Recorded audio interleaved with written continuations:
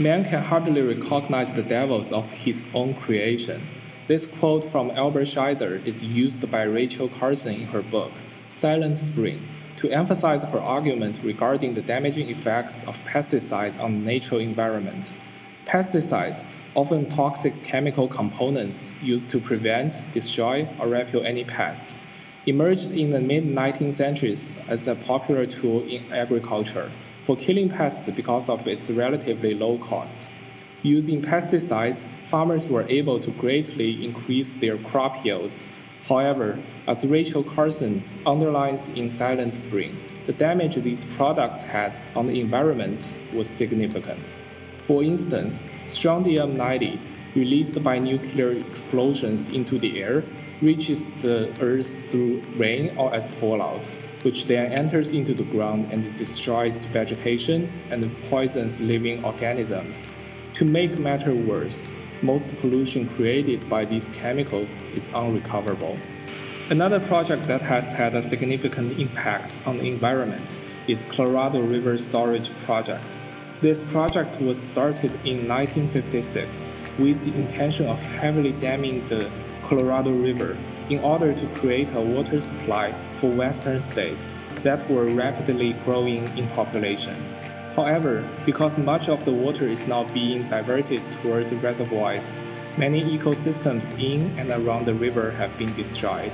In the Gulf of California, the river no longer reaches the ocean and has transformed the surrounding landscape. From what the environmentalist Aldo Leopold once called a land of 100 green lagoons into dried up, barren salt flats. To add, this method of water supply does not look to be a sustainable option in the long run. As water levels in the reservoirs are falling rapidly, the western states are having to search for new methods of supplying fresh water to their residents. Both pesticides and the Colorado River Storage Project show a lack of awareness of the impact that human activity can have on the natural environment, which can be said of many other technologies and built projects as well. However, in this day and age, the relationship between the natural and built environments must come into question. In Cradle to Cradle, architect William MacDonald and chemist Michael Braungart begin to explore this relationship. To them, projects such as the Colorado River Storage Project or the usage of pesticide must be categorized as natural capital, or using nature as a tool for our own benefit, which they instead promote the creation of a partnership between nature and industry, one that instead of using nature as a mere tool for human purpose, to become a tool of nature to serve its agenda too. The human interdependence with nature is again recognized in one of MacDonald's earlier works, The Hanover Principles.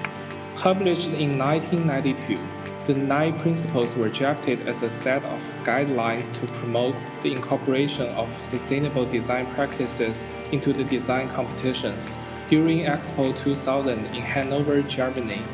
The Hanover Principles are described as a manifesto for the 1990s as a whole, showing the emergence of sustainable practice as an important topic within the design community during this time period, while also recognizing a need of a better relationship with the nature environment that is suggested by Rachel Carson in Silent Spring and then developed further in both Cradle to Cradle and the Hanover Principles. Since then, there have been numerous examples of projects of all sizes from all parts of the world that focus on all different components of the design process that have employed sustainable design ideas and show the diversity that sustainability can have. Electroactive dynamic display systems, as explained by Anna Dyson, Bess Kriedemeyer, and Peter Start, offer an innovative new way of viewing materiality.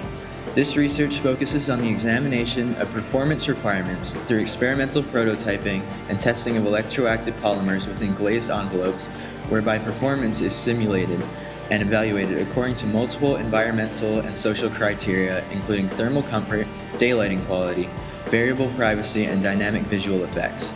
The emerging material opportunities constitute a radical departure as we become capable of designing quantum effects at the nanoscale to attain unprecedented control over surface phenomena, which could interact and adapt to energy and information flows in a completely different manner. This new technology has the capability of drastically changing how materials are used, from designing around the capability of materials to instead specifying desired material qualities and designing materials accordingly. This also has the capability of making a significant environmental impact because materials could be designed accordingly to best suit their environments or to best accomplish specific functions within their environments.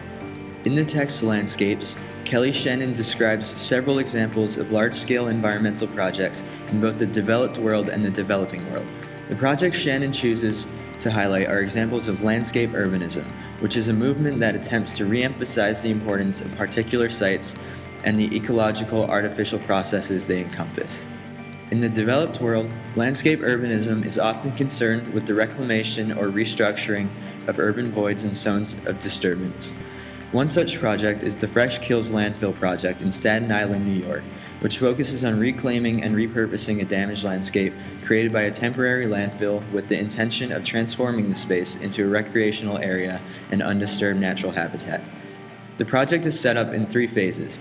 First, beginning the restoration of the natural habitat and creating some landscapes of recreational amenity, then implementing new infrastructure to prepare the site for a wide range of programs, and finally programming or defining the flexible ways in which the landscape will be occupied.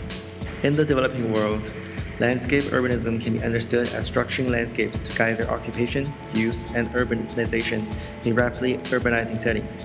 The Favela Barrio project in Rio de Janeiro, for example, seeks to turn the city's favelas, or slums, that are located in vulnerable landscapes into safe neighborhoods.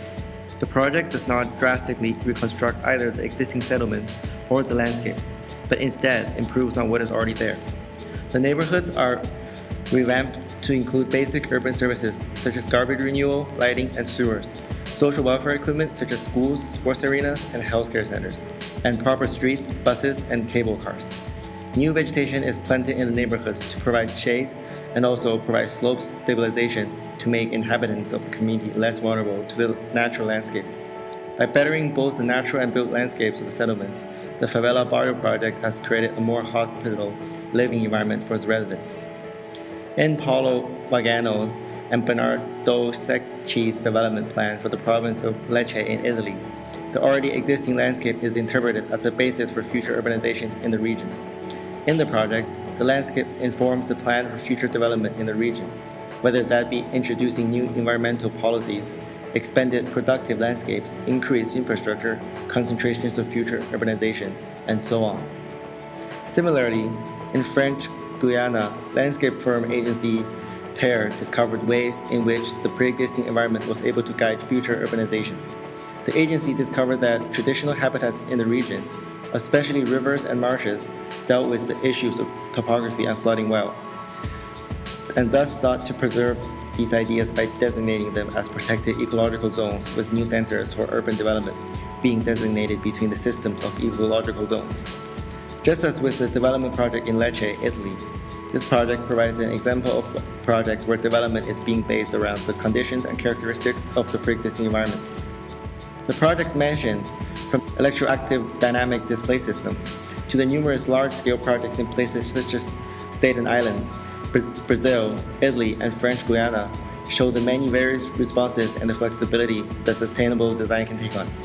But at their core, they're all rooted in the same idea, in that they try to find ways that better engage design practices with the natural world and also work to help the natural and built worlds function interdependently in a more healthy manner. It is important that architecture and design practice in general continue to adopt sustainable principles such as those highlighted in the hangover principle or cradle to cradle, and approaches such as these seen in the projects mentioned earlier. It is equally important to continue to think of the long-term implications and consequences that projects can have on the environment, which means not just designing to preserve the environment only for our lifespans, but also ensuring that we provide a healthy and intact landscape for future generations to work with as well.